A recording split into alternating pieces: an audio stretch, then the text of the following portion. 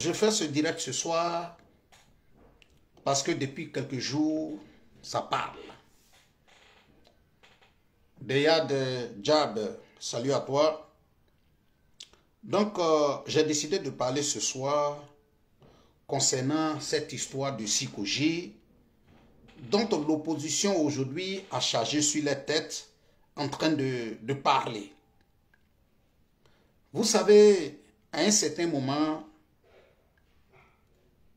on essaye de s'asseoir et puis on réfléchit.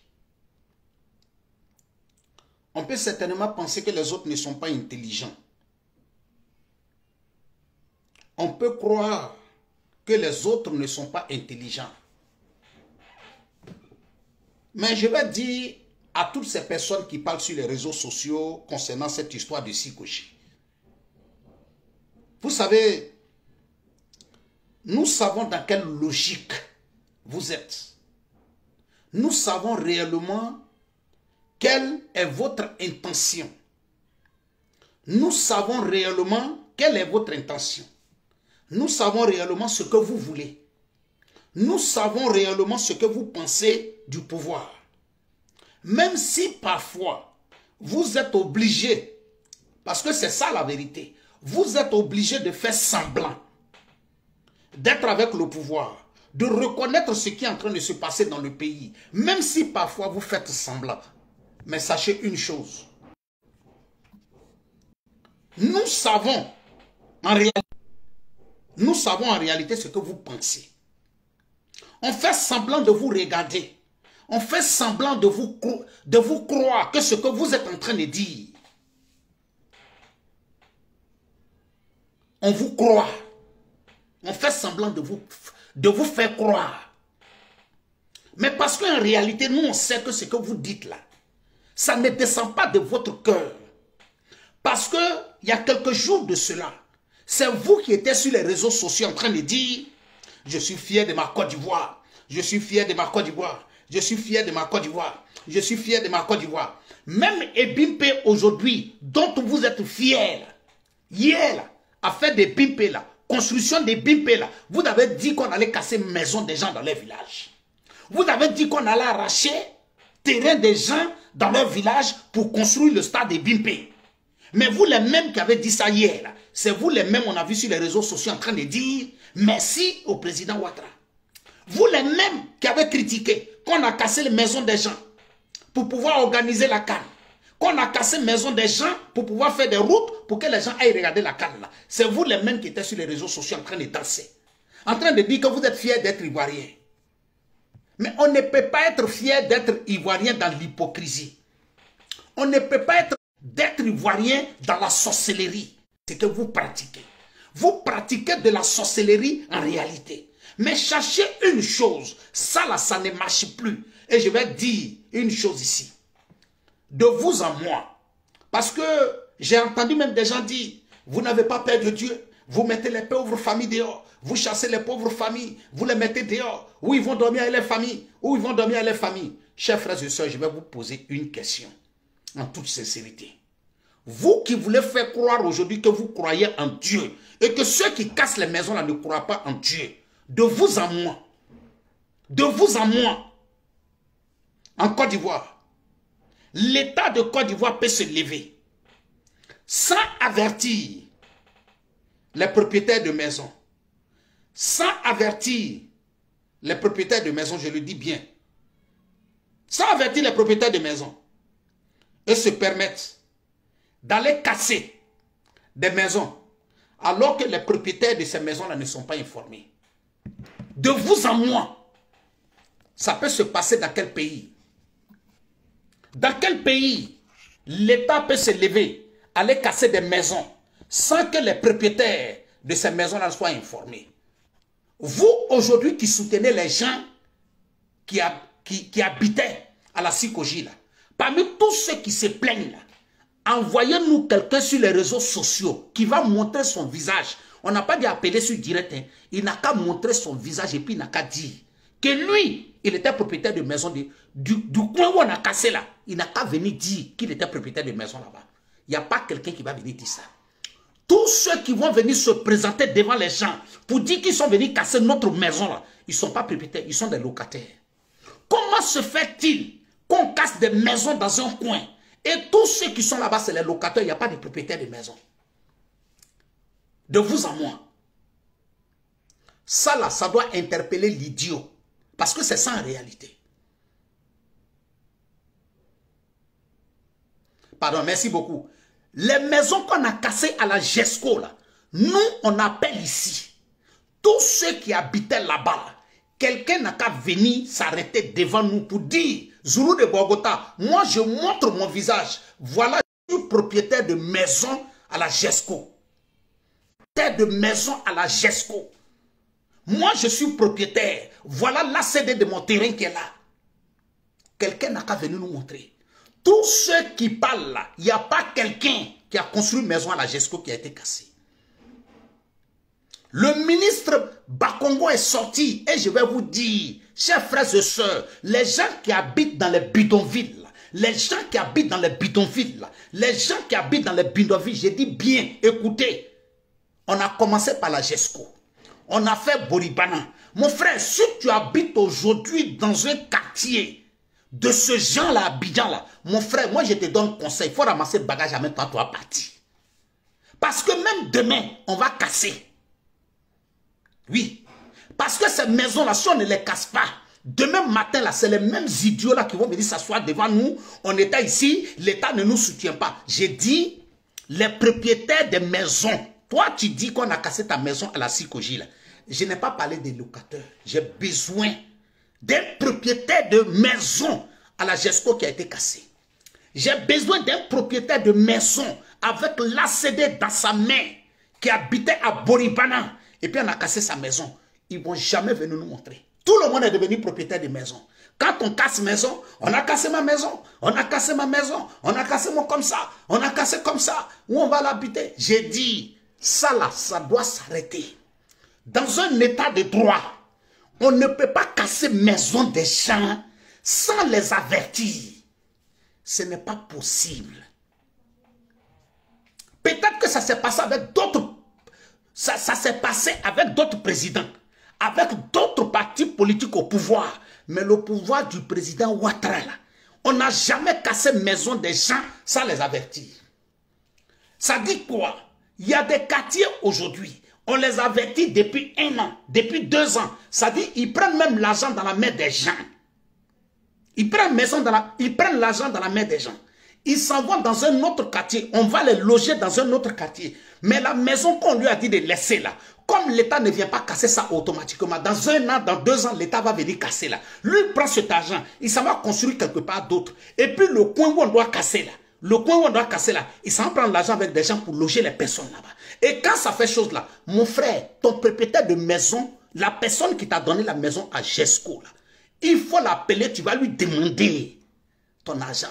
Parce qu'il n'y a pas, j'ai dit, les maisons qu'on a cassées à la GESCO, moi j'ai dit, quelqu'un n'a qu'à sortir, Zoulou de Bogota, moi je suis propriétaire de ma maison. On a cassé. J'habitais dans la maison, on a cassé ma maison. Mon frère, celui qui sort avec son ACD, son document, moi-même, je vais venir m'asseoir sur les réseaux sociaux et puis je vais interpeller le ministre Bakongo. Je vais interpeller l'État de Côte d'Ivoire. Chers frères et sœurs, on ne peut pas vouloir quelque chose en même temps le contraire. On ne peut pas demander aujourd'hui qu'on va être l'un des meilleurs pays en Afrique, l'un des meilleurs pays dans le monde, et puis venir s'asseoir qu'on va dire on a cassé maison. Mon frère, on a cassé maison de GESCO là, même demain matin. Ceux qui vont aller construire encore dans ces lieux-là, on va casser. Et puis ça ne va pas aller quelque part. Oui. Merci beaucoup. Il y a mon frère même qui dit, Zoulou de Bogota, il ne faut pas demander ACD, c'est trop long. Il faut demander seulement attestation villageoise. Il n'y en a pas. Petite attestation villageoise qui va au moins démontrer qu'il est dans ses droits et qu'il doit commencer à aller demander son ACD là. Il n'a pas.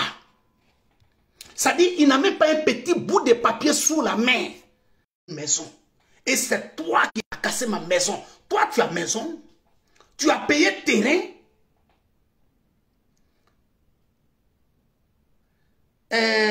Nawa Diomandé. L'État n'a qu'à construire pour reloger les gens. Même en Europe ici, où vous vivez, l'État n'a jamais construit une maison gratuitement pour loger les gens. Oui, l'État n'a jamais construit une maison gratuitement pour loger les gens. Même en Europe ici, quelqu'un n'a qu'à venir me dire, tu habites dans une maison qui n'est pas pour toi. Ou bien toi, tu as ton terrain. Ça dit quoi? Tu as ton terrain, tu as ta maison en Europe. Si l'État décide de casser ta maison parce qu'il y a un projet qui doit passer là-bas, il y a un projet de développement du pays qui doit passer là-bas, on t'enlève dans ce coin, on te donne de l'argent. Mais toi, tu n'es pas propriétaire de maison, on n'a qu'à te loger comment? Tu n'es pas propriétaire de maison, on n'a qu'à te loger comment? Est-ce que cette maison qu'on a cassée là, c'est pour toi? Tu es en location? Alors donc, ça veut dire que si je comprends bien, ça dit quoi? Si je comprends bien, c'est que les gens veulent aujourd'hui en Côte d'Ivoire. C'est que les gens veulent aujourd'hui en Côte d'Ivoire. Ça dit qu'il y a des gens qui doivent souffrir. Ça dit que nous, en Europe, ici, on doit souffrir. Construire nos maisons. Les fonctionnaires qui sont au pays, là, nos soeurs qui travaillent à Djamé, nos soeurs qui se lèvent à 5 h du matin, là, eux, ils n'ont qu'à travailler. Ils n'ont qu'à prendre leur argent pour aller construire leurs maisons. Et puis, du coup, il y a des gens qui sont locataires aujourd'hui. Et puis, demain matin, ils deviennent propriétaires. C'est ça. Ça dit quoi? Il y a des gens qui doivent souffrir dans le pays pour construire leurs maisons. Et puis il y a d'autres qui vont aller construire illégalement dans des coins. Et puis quand on les chasse, l'État doit prendre son argent pour aller loger ces personnes-là. Ah bon? C'est ça que vous appelez justice. C'est ça que vous appelez un pays développé. Le Boribana dont les gens sont en train de parler aujourd'hui, il y a eu combien de fois inondation à Boribana? Hein? Il y a eu combien de maisons? Il y a eu combien d'inondations? Combien de personnes qui sont... Vous allez toujours... Parce que le ministre Bakongo est sorti. Il a dit... Les gens sont en train de dire sur les réseaux sociaux qu'on a cassé l'école. L'école dont on est en train de parler, l'école existe. Quelqu'un n'a qu'à venir nous dire... Ce que Bakongo a dit là, l'école n'existe pas. Il n'a qu'à venir nous dire... Ce que le ministre a dit là, c'est pas vrai. L'école n'existe pas. Laissez les histoires de dire, non, quelqu'un est venu dire quelque chose aujourd'hui, demain l'autre est venu dire le contraire, c'est pas de ça. Il faut aller construire, tu vas les reloger. Il faut aller construire, tu vas les reloger. Je me rappelle très bien ici, mon frère, acceptons tout. Même à la ferraille d'Abobo, quand on a voulu casser ce coin-là, on est sorti ici, on a parlé. Les mêmes qui étaient en train de parler là, c'est les mêmes aujourd'hui. Ceux qui étaient contre hier, le fait qu'on casse la casse d'Abobo, c'est les mêmes qui sont en train de dire aujourd'hui, oh le tunnel d'Abobo est joli. Oh le tunnel d'Abobo est joli. L'autoroute d'Abobo est jolie. Ah, Bobo est devenu un joli coin aujourd'hui. Pourtant, c'est vous qui avez dit hier, c'est vous qui êtes sorti hier pour dire pourquoi on est en train de casser la casse. On a cassé dit la vérité. Ça dit quoi, chers frères et sœurs, faut pas on va se mentir. Faut pas on va se mentir. Même en Europe ici, il y a des gens qui ont été logés. Il y a des gens qu'on a déposés dans des maisons. Mais arrivé à un certain moment là, l'État a trouvé que là où ils habitent là, c'est un danger. Il faut aller les faire sortir de ce coin. Et puis on les a fait sortir. Chers frères et sœurs, critiquez, parlez, dites ce que vous voulez. Mais dans le plan de développement de la commune d'Abidjan, notre capitale, la capitale de la Côte d'Ivoire, je vais vous dire, tous ceux qui seront dans les quartiers bidonvilles, qui risquent leur vie, l'État ne va pas pardonner. On va casser. Oui. On va casser. Et puis, il n'y a pas de débat dedans. On va casser, vous allez partir. Il n'y a pas de débat dedans. Même demain matin, les quartiers risqués, là, les quartiers dangereux, chers frères et sœurs, on est fatigués. Vous savez, je vais vous dire quelque chose aujourd'hui. Vous savez... Quand vous avez donné la Côte d'Ivoire aux étrangers, vous avez fait comme ça. Adama, on ne peut pas être aussi ignorant et puis oublier sa propre histoire. Hein. La personne qui gouverne le pays aujourd'hui, le président Alassane Ouattara, c'est lui en 90, quand il est devenu premier ministre en Côte d'Ivoire, il dit pour redresser certaines choses, chacun doit connaître sa place là. Parce qu'il y a des policiers, des gendarmes qui étaient devenus des escrocs, qui s'enrichissaient dans le contrôle seulement de certains citoyens étrangers. Le président est venu dire non, on va instaurer la carte de séjour. Quand on a instauré la carte de séjour, les membres populistes qui parlent aujourd'hui, là, ceux qui veulent se montrer qu'ils aiment les étrangers, là, c'est les mêmes là hein, qui sont venus s'asseoir au pouvoir. Et puis ils ont dit, carte de séjour, là, ça fait quoi? On n'a qu'à enlever. Adama, Les 90% de ceux qui ont critiqué la carte de séjour du président Ouattara, c'est les 100% aujourd'hui qui disent qu'on n'a qu'à faire revenir la carte de séjour.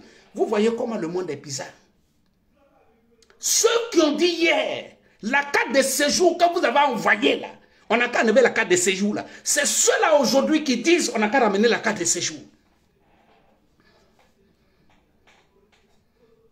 Vous avez dit hier, pourquoi on a envoyé la carte de séjour? Aujourd'hui, c'est vous qui venez vous asseoir. Pourquoi la carte de séjour là, on ne ramène pas ramener la carte de séjour? C'est les mêmes populistes qui ont enlevé la carte de séjour. C'est les mêmes populistes aujourd'hui qui se retournent pour dire non, ils révèlent la carte de séjour. Demain, quand on va donner la carte de séjour, c'est les mêmes qui vont venir s'asseoir. Pourquoi vous avez donné la carte de séjour? J'ai dit, les histoires de Boribana, les histoires de Jesco, bizarre, on n'est plus dedans. Mon frère, toi qui habites à Yopougon, toi qui habites dans un bon quartier de Yopougon, mon frère, tu dois savoir une chose, que toi, tu dois taper ta poitrine devant les gens pour dire que tu habites à Yopougon. Parce que c'est toi-même, quand tu habites à Yopougon, et puis on cite le nom de certains quartiers à Yopougon, là, tu as honte. Moi, tu dis que tu habites à Cocody. Pourquoi maintenant, là, il y a certaines personnes hier qui habitaient à Bobo, mais quand tu les demandes, ils disent que j'habite Cocody. Pourquoi hier, il y a des gens qui habitent à Yopougon, et puis quand on les demande là, ils disent non qu'ils habitent à Cocody. Parce que tu habites dans un coin, tu as honte. Mais pas parce que toi-même tu as un problème. Parce que tu sais que dans ce quartier-là, il y a des quartiers là qui n'ont pas le droit d'exister dans un quartier civilisé. Il y a des coins qui n'ont pas le droit d'exister dans un quartier civilisé. Donc toi-même tu as honte de dire que tu habites à Yopougon. Toi-même tu avais honte de dire que tu habites à Djamé. Toi-même tu avais honte de dire que tu habites à Bobo. Maintenant que l'État dit, il ne doit plus avoir de différence entre les quartiers. Le DG peut habiter à Bobo. Le DG de société peut habiter à Bobo. Le DG de société peut habiter à Yopougon. Le DG de société peut habiter à Niaman. Donc, on ne veut plus mettre de différence. On veut développer tous les quartiers. On est en train de parler de ça. On n'a qu'à reloger les gens. Mais qui on va les reloger? De vous à moi. Des gens qui ont refusé de travailler dans leur vie. Des gens qui ont refusé de travailler dans leur vie. Des gens qui ont l'argent, qui ont souvent même l'argent. Je vais vous dire quelque chose, chers frères et sœurs. Dans ces gens de quartiers, souvent, nous, on pense que c'est les pauvres qui habitent là-bas. Mais il y a des gens qui ont l'argent et puis qui s'en vont construire là-bas illégalement. Il a l'argent pour aller louer une maison dans un bon quartier parce qu'il fait un bon boulot. Mais à cause de sa méchanceté, il accepte de rester dans ce genre de coin. Et quand on n'a pas surveillé les gens, non. Maintenant, trop, c'est trop. L'État de Côte d'Ivoire doit faire le travail comme il se faut. Salam alaikum à toi, mon très cher frère Korola Kos. Salut, connais, salut à toi. Voilà. J'ai dit, hier là, ceux qui sont en train de dire aujourd'hui, on n'a qu'à ramener la carte de séjour en Côte d'Ivoire. On n'a qu'à ramener la carte de séjour en Côte d'Ivoire. C'est eux hier. Quand la carte de séjour est venue là, et puis leur parti politique est venu au pouvoir là, ils ont dit, c'est Alassane Ouattara qui a envoyé carte de séjour. C'est Alassane Ouattara qui a envoyé carte de séjour. Dans leur folie de populistes dans la politique, on a enlevé la carte de séjour. C'est les mêmes aujourd'hui qui se retournent pour dire non, ramenez la carte de séjour. Ramenez la carte de séjour. Mais hier, quand tu étais en train de dire on n'a qu'à enlever la carte de séjour là-haut. Donc, c'est le même truc là qui est en train de se passer. Ils sont en train de dire aujourd'hui, le ministre est sorti, c'est clair et net. Le ministre a dit, le collège dont on est en train de parler là, le collège existe. Quelqu'un n'a qu'à venir nous dire, Zoulou de Bogota, ce que le ministre a dit là, c'est faux. Le collège là n'existe pas. On dit, le monsieur a son collège qui est dans un coin. Mais comme à un certain moment, peut-être l'école enseignait bien, il y a beaucoup de personnes qui sont admises dans l'école. Donc du coup, c'est tout à fait normal. Si dans le quartier, tout le monde est en train de dire, ah, Charles-Hélène là, quand il y a les examens là, il y a beaucoup de personnes qui sont admises là-bas. Arrivé à un certain moment, les gens vont chercher à aller inscrire leurs enfants là-bas. Parce qu'on considère que c'est une école où l'enseignement est chose. Donc c'est tout à fait normal. Mais quand tu veux faire ce genre de choses, combien de collèges les gens ont construit en Côte d'Ivoire et puis par exemple il a construit un premier collège, il a construit un deuxième collège. Et qu'est-ce que le monsieur fait? Il va construire hors du collège il va construire un autre bâtiment où il y a 3 classes et puis il dépose là-bas ceux qui sont dans l'administration. Il les dépose là-bas. Salam alaikum à toi, mon très cher frère, mon très cher grand frère. Amara Bakayoko, salut à toi. Yoro le Blanc, salut à toi. Hein? Mais je ne comprends pas maintenant. Le monsieur allait construire 3 classes sur un autre terrain qui n'est pas dans son école. On l'interpelle pour lui dire, là où tu allais construire les 3 classes d'école, là, ça ne fait pas partie du lieu où tu as construit ton collège. Si tu considères aujourd'hui que ton collège a atteint un certain niveau, que tu ne peux plus reloger tout le monde dans l'enceinte de ton collège, tu n'as pas le droit d'aller construire sur un autre coin. Ce monsieur se lève, il va construire 3 autres classes hors du collège sur un autre coin. On lui demande d'enlever. On lui dit que c'est risqué. On lui explique les vraies raisons. Le monsieur ne comprend pas. Qu'est-ce que vous voulez qu'on fasse? On l'interpelle pour lui dire, de vous en moi, chers frères et sœurs, parce que vous les populistes, là, vous aimez parler pour dire que c'est vous qui connaissez Dieu. De vous en moi, même aujourd'hui en Côte d'Ivoire, toi qui es propriétaire de maison, si quelqu'un ne paye pas ton loyer, est-ce que toi tu as le droit d'aller jeter les bagages de quelqu'un dehors après 2 mois qu'il ne paye pas ton loyer?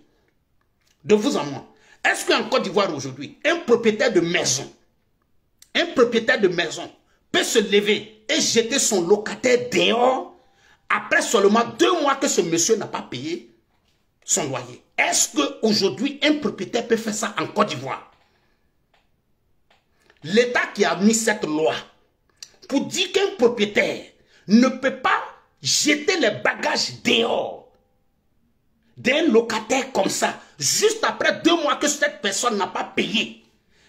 De vous en moi, cet État-là peut aller casser maison des gens sans les avertir. De vous en moi. Il y a quelqu'un même qui me dit que même 10 mois que la personne ne paye pas ton loyer, tu ne peux pas le jeter dehors. Mon frère, tu es chrétien. Tu as peur de Dieu. Tu sais qu'il y a un Dieu qui existe. Mon frère, tu es musulman. Tu sais qu'il y a un Dieu qui existe. L'État qui a dit dans un pays que toi, le propriétaire de maison, tu ne peux pas jeter les bagages de quelqu'un dehors. Même 2 mois qu'il n'a pas payé ton loyer. Il y a quelqu'un même qui me confirme que même 10 mois, tu ne peux pas le jeter dehors sans l'autorisation d'un juge.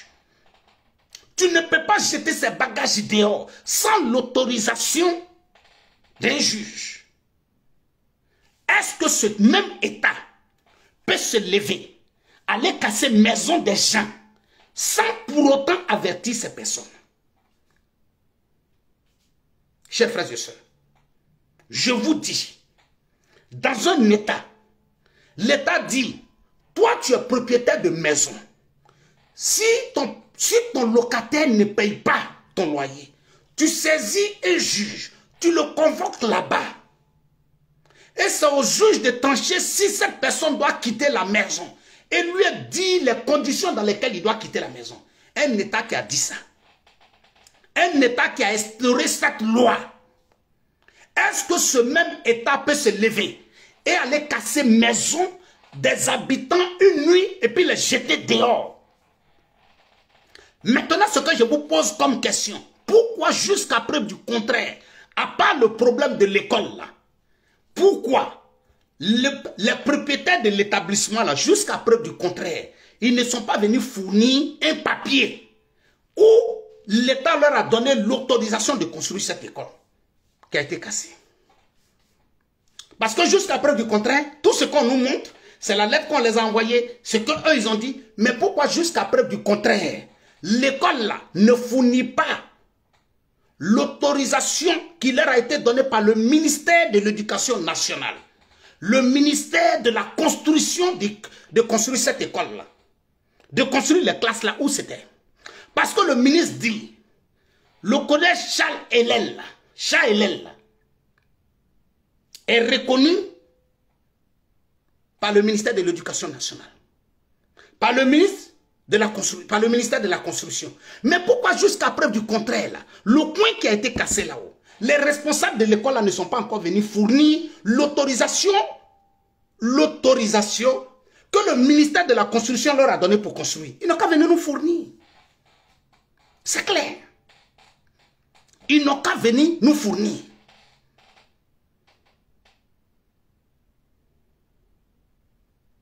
Hein? Mais on ne peut pas se lever, chers frères et sœurs. Excusez-moi, nous sommes en 2024. Mais croyez-vous vraiment qu'en 2024, des gens se lèvent pour aller casser maison des gens sans leur donner un avis?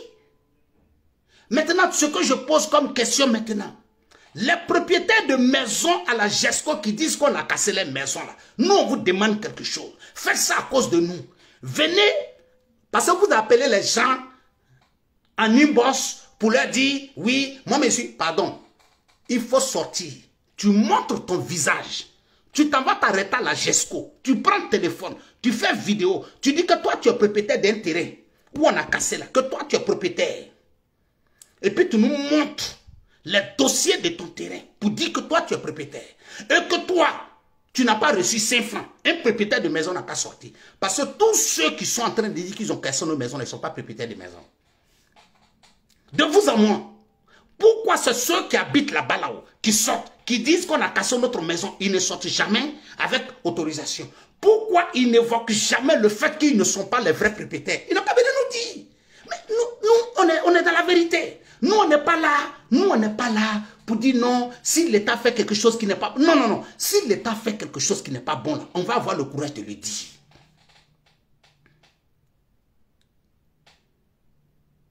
Hein? À Banco 1, il y avait une école qu'on a cassée là-bas. Pourquoi ils sont pas pleins? Pourquoi c'est celui-là qui se plaint? Mon frère, pardon. Toi qui dis que il faut laisser les papiers qui t'envoient aux gens, les informations pour déposer. Non, non, non. Pardon. Il faut faire vidéo en tant que propriétaire de l'école Charles-Hélène. Il faut faire vidéo devant ton école. Et puis tu dis que toi, tu n'as pas été averti. Il faut sortir. Le ministre dit que vous avez été averti. Il faut sortir pour dire que toi, tu veux croiser le ministre parce que tu n'as pas été averti. Il faut sortir pour dire que toi, tu veux croiser le ministre et que ce que le ministre a dit là, ce n'est pas vrai. Tu n'as pas été informé. Chers frères, on peut défier l'État. On ne peut pas défier l'État. Oui, on ne peut pas défier l'État. L'État dit que vous... Voilà, on veut la vérité. Hein? Corol Caïman, merci beaucoup. On m'a appelé en inbox pour dire qu'on n'a qu'à faire revenir la carte de séjour là. Je te connais bien. C'est toi qui as dit hier que ce n'est pas normal qu'on donne carte de séjour. Pourquoi aujourd'hui là tu as changé? Pourquoi tu veux aujourd'hui qu'on donne carte de séjour? Mettez le cœur et partagez le direct. Mettez le cœur et partagez le direct. Mettez le cœur et partagez le direct. Hein? Mettez le cœur et partagez le direct. Mettez le cœur et partagez le direct s'il vous plaît. Hein? Tous les temps c'est les mêmes trucs. Tous les temps, c'est les mêmes trucs. À chaque fois qu'on doit casser quelque chose, on n'a jamais été averti. Nous sommes propriétaires, nous sommes comme ça, nous sommes comme ça. Mais vous n'êtes jamais capable de venir présenter les papiers devant les gens. Mais à un certain moment, il faut que ça s'arrête. À un certain moment, il faut que ça s'arrête. Tu n'es pas propriétaire de maison, c'est toi qui dois taper ta poitrine pour dire on n'a qu'à te reloger. Mais l'État a payé au propriétaire de la maison. Parce que si toi, tu es là-bas et puis tu loues maison là, ça veut dire que la maison là, ce n'était pas pour toi, c'était pour quelqu'un d'autre. Ça veut dire que tu étais en location. Ça veut dire que tu étais en location. Mais tout est devenu un problème de force. Ça dit que c'est les fainéants, les gens qui ont refusé de travailler dans leur vie, qui pensent qu'ils ont plus de droits que ceux qui ont travaillé.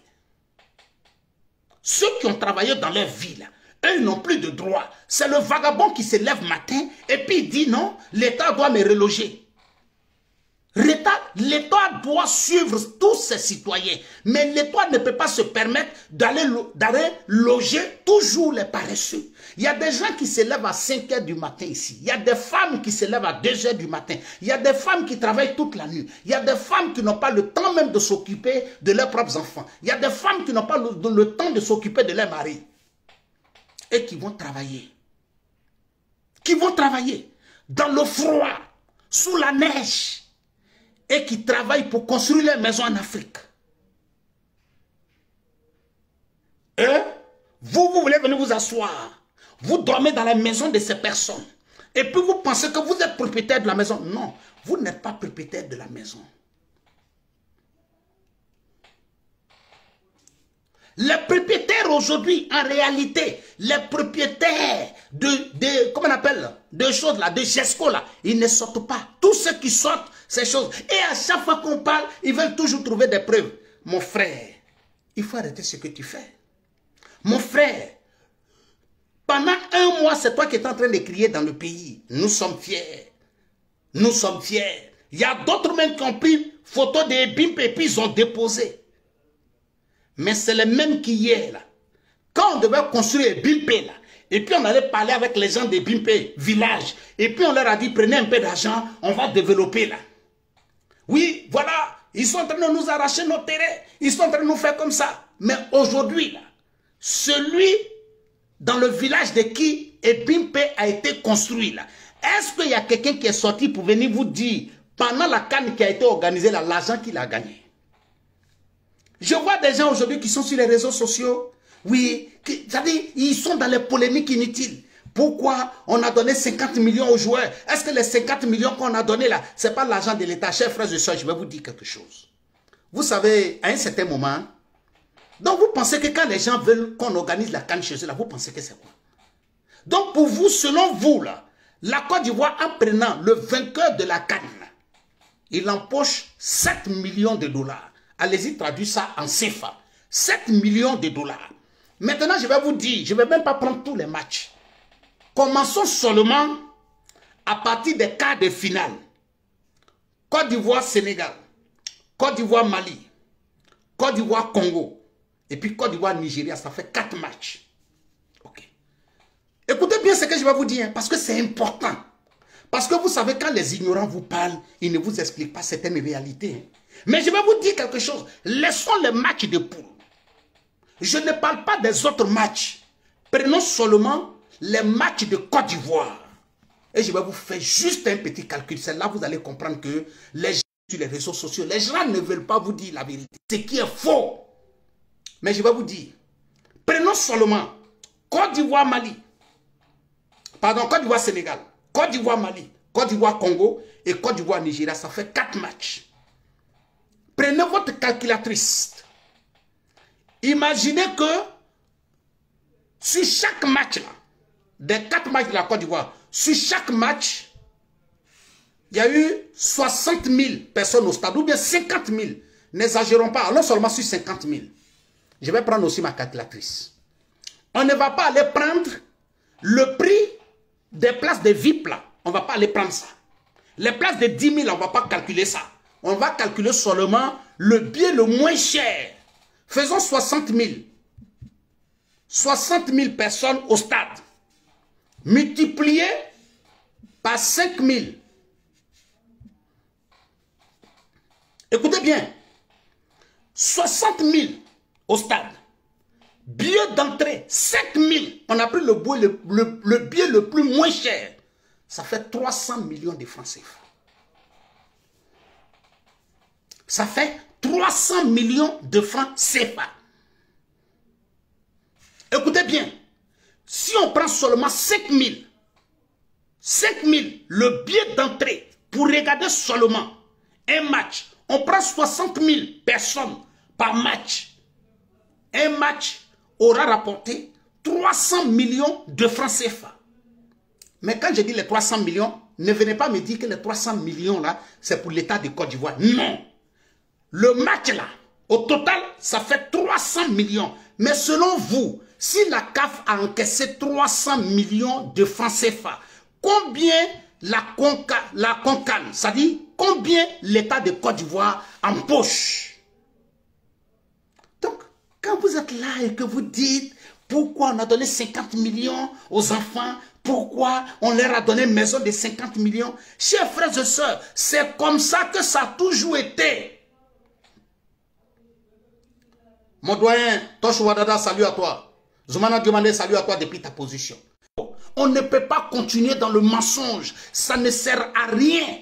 Donc si je dis, Si le match Mali, 300 millions, Sénégal, 300 millions, hein? Fois 4, ça fait combien? Ça fait déjà 1 milliard 200. 1 milliard 200 millions. À un moment, les polémiques inutiles. Ce que l'État de Côte d'Ivoire, le droit de ses enfants, c'est le droit de ses enfants. Peut-être, bon, toi, ton enfant ne joue pas. Donc, on peut te comprendre que tu rentres dans les polémiques inutiles. C'est bien normal, tu as raison. Tu es dans ta raison. Hein? Mais c'est de ça qu'il s'agit. Chers frères et sœurs, j'ai dit seulement les 4 matchs de Côte d'Ivoire. Les 4 matchs. Laissons les matchs de poule. Laissons les matchs même des autres. Les 4 matchs seulement de la Côte d'Ivoire. On n'a qu'à prendre 5 000 seulement comme droit d'entrée. 5 000 seulement. S'il y a eu 60 000 personnes au stade, ça fait 300 millions. Les 4 matchs, on est déjà à 2 000. On est à 1 milliard 200 millions. Chers frères et sœurs, ma soeur qui est en train de vendre à quelques kilomètres des Bimpé, combien elle a gagné? Pourquoi aujourd'hui, là, aucun Ivoirien n'est sorti pour dire que la canne, là, je n'ai rien gagné? Nous, on peut dire qu'on n'a rien gagné. Nous, on était sur les réseaux sociaux. Mais nos soeurs commerçantes, nos frères commerçants qui ont vendu les maillots des éléphants, nos soeurs qui étaient en train de vendre à quelques kilomètres des stades, combien d'argent ils se sont fait? Nos frères transporteurs qui transportaient ces supporters pour les envoyer, ils ont gagné combien? C'est ce qui est important. C'est ce qui est important. Donc, chers frères et sœurs, c'était votre frère, le Zoulou de Bogota, depuis sa position. Je vous remercie. Que Dieu veille sur vous et que Dieu vous protège. Ma très chère grande sœur, Adja Konaté Doumbia Touré, salut à toi. Tovi Desso, ma sœur, salut à toi depuis ta position. Je vous remercie. C'était votre frère, le Zoulou de Bogota. Je tenais